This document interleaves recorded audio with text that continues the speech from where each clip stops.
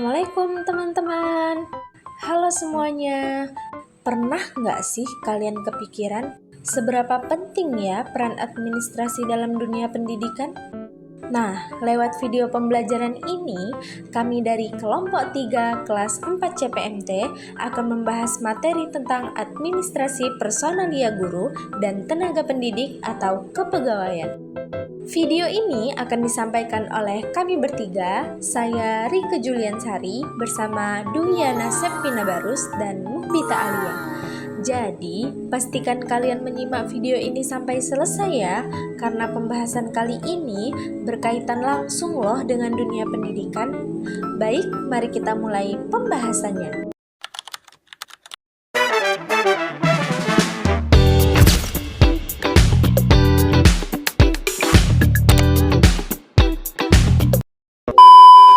Baiklah, materi pertama yang akan saya paparkan di sini terkait konsep dan ruang lingkup administrasi personalia. Pendidikan merupakan salah satu fondasi penting dan strategis untuk meningkatkan dan mengembangkan sumber daya manusia serta untuk memajukan suatu negara. Di dalam bidang pendidikan, administrasi personalia ini sangat berperan penting dikarenakan dengan adanya administrasi personalia, berbagai aktivitas yang berhubungan dengan pengelolaan tenaga pendidik dan kependidikan dapat berjalan dengan lebih rinci dan strategis. Tahapan administrasi personalia itu sendiri mencakup 4 hal. Yang pertama ada namanya rekrutmen, kemudian yang kedua ada namanya pelatihan, yang ketiga pengembangan, dan yang keempat evaluasi. Selanjutnya terkait ruang lingkup administrasi personalia. Ruang lingkup administrasi personalia ini juga mencakup beberapa hal. Yang pertama terkait perencanaan tenaga kerja ataupun personal planning, yang kedua pengadaan tenaga kerja ataupun rekrutmen, yang ketiga terkait pengembangan ataupun personal development, yang keempat terkait promosi dan mutasi, pemberhentian, pensiun, dan kesejahteraan. Materi selanjutnya terkait profesionalitas guru. Profesionalisme itu berupa dedikasi seseorang untuk terus meningkatkan kemampuan dan keterampilan yang dia punya. Menurut Undang-Undang Nomor 14 Tahun 2005 terkait guru dan dosen, ada 4 komponen profesionalitas guru. Yang pertama, kompetensi profesional guru. Itu terkait guru tersebut kompeten atau tidak dalam menjalankan tugasnya. Yang kedua, terkait kompetensi pedagogik guru, itu terkait seberapa jauh guru tersebut memahami dan menguasai materi yang ditekuninya. Yang ketiga, itu terkait kompetensi sosial guru, itu berupa interaksi antara guru dan murid. Yang keempat, kompetensi kepribadian, itu berupa kewibawaan dan kesejahteraan dari diri guru itu sendiri.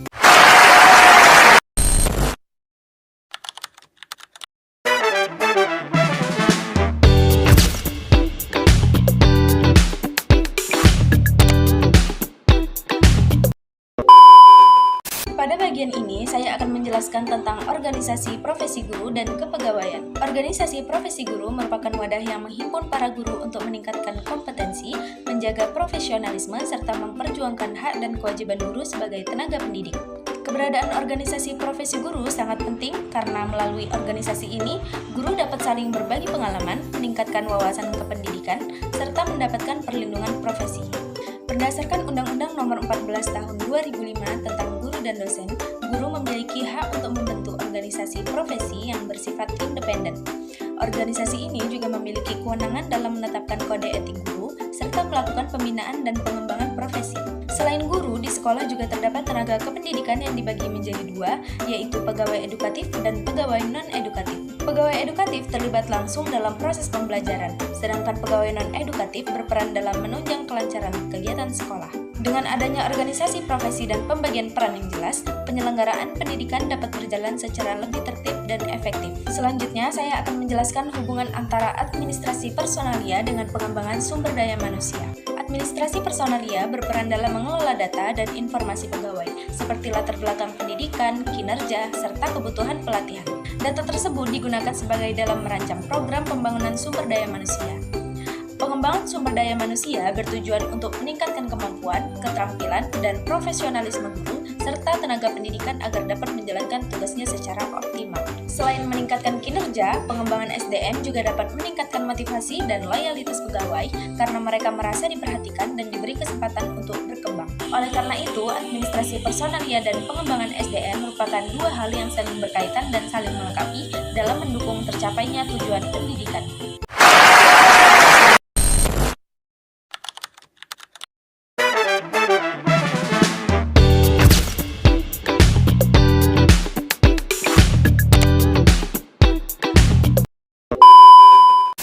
Hai guys, aku Duyana Septina Barus atau Dwi akan menjelaskan yang bagian kegiatan administrasi personalia. Yang pertama itu ada rencana pengadaan personil. Nah, dalam upaya pengadaan personil pendidikan, baik guru ataupun pegawai perlu dilakukan perencanaan yang matang. Berapa jumlah personil yang dibutuhkan, serta bidang keahlian apa yang diperlukan. Hal ini harus disesuaikan dengan kebutuhan-kebutuhan lembaga pendidikan yang bersangkutan. Nah, dalam membuat rencana pengadaan personel tersebut perlu dilakukan kegiatan seperti berikut. Yang pertama, itu ada analisis jabatan. Nah, itu adalah usaha peninjauan terhadap sebuah jabatan atau pekerjaan-pekerjaan yang pada suatu lembaga pendidikan. Maksudnya agar dapat diketahui berapa sih jumlah personil yang dibutuhkan sesuai dengan jabatan dan keahlian yang diperlukan oleh lembaga pendidikan tersebut. Yang kedua, itu ada inventarisasi personil. Nah, itu adalah pencatatan atau pendaftaran jumlah maupun identitas personil yang ada. Yang ketiga, pengadaan personil menurut pasal 16 ayat 1 Undang-Undang Nomor 8 Tahun 1974 tentang pokok-pokok kepegawaian menyatakan bahwa pengadaan pegawai negeri sipil adalah usaha untuk melakukan pengisian formasi.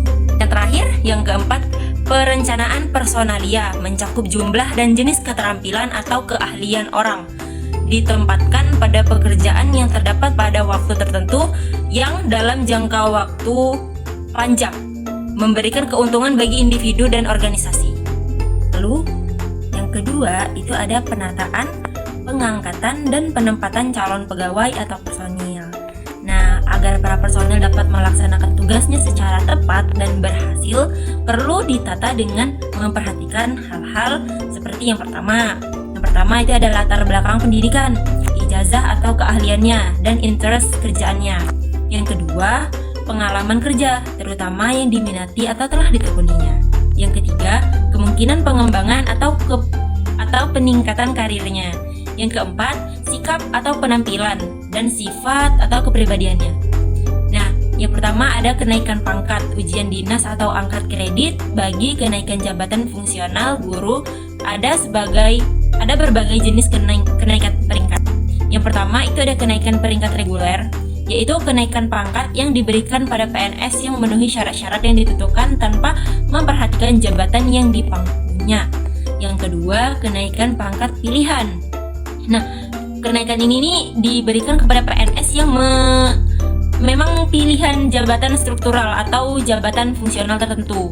Yang ketiga, kenaikan pangkat istimewa adalah kenaikan pangkat yang diberikan pada PNS setingkat lebih tinggi dari pangkatnya semua.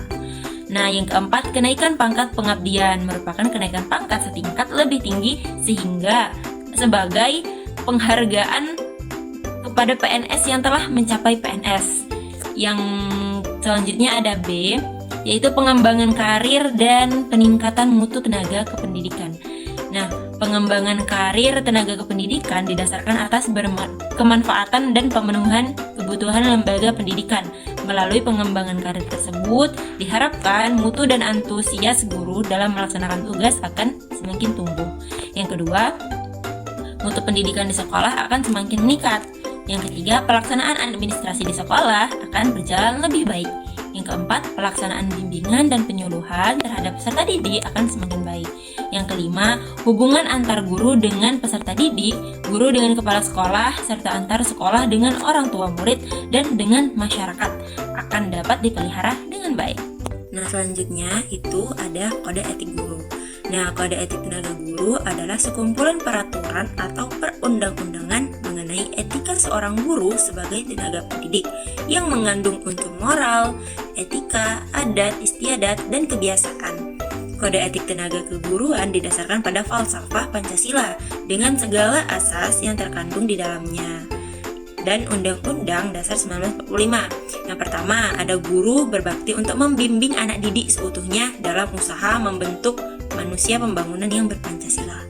Yang kedua, guru memiliki kejujuran profesional dalam menerapkan kurikulum sesuai dengan kebutuhan anak didik masing-masing. Yang ketiga, guru mengkomunikasikan informasi tentang anak didik dan menghindari segala bentuk penyalahgunaan kekuasaan dan wewenang. Yang keempat, guru menciptakan suasana kehidupan sekolah dan memelihara hubungan dengan orang tua murid sebaik-baiknya bagi kepentingan anak didik. Yang kelima, guru memelihara hubungan baik dengan masyarakat di sekitar sekolah maupun masyarakat yang lebih luas kepentingan pendidikan. Yang keenam, guru secara tersendiri atau bersama-sama berusaha mengembangkan dan meningkatkan mutu profesinya. Yang tujuh, guru menciptakan dan memelihara hubungan antar sesama guru, baik berdasarkan lingkungan kerja maupun dalam hubungan keseluruhan. Yang kedelapan, guru secara bersama-sama memelihara, meningkatkan, dan membina organisasi profesi guru sebagai sarana pengabdian.